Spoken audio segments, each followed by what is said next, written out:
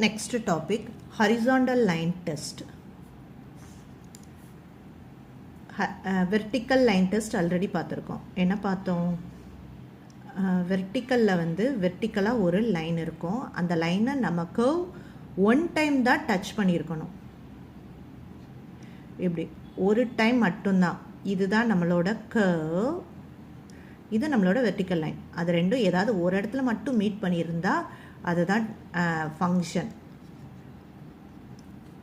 இங்கே அதே தான், ஆனால் இது எக்ஸ் ஆக்சிஸ் ஒய் ஆக்சிஸ். ஹரிசாண்டலில் லைன் இருக்குது.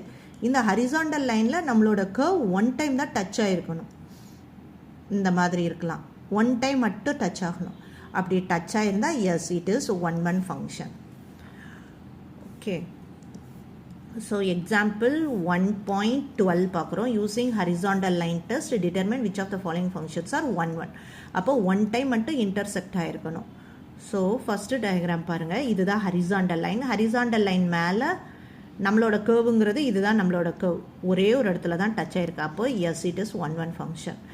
இங்கே நம்மளோட ஹரிசாண்டல் லைன் இங்கே இருக்குது, நம்ம கர்வ் இங்கே இருக்குது. கர்வ் எத்தனை டைம்ஸ் மீட் பண்ணியிருக்கு பாருங்கள் அந்த ஹரிசாண்டல் லைனை. அந்த ஹரிசாண்டல் லைன் மேலே 1 2 3 டைம்ஸ், 3 டைம்ஸ் மீட் பண்ணியிருக்கு. அப்போ this is not one function. அப்புறம் இது ஒரு கர்வ். இந்த கர்வில் ஹரிசாண்டல் லைன் ஒன் டைம் தான் மீட் பண்ணியிருக்கு. அப்போ இட் இஸ் ஒன் ஃபங்க்ஷன். இப்படி தான் நம்ம ஃபைண்ட் அவுட் பண்ணணும். That's all.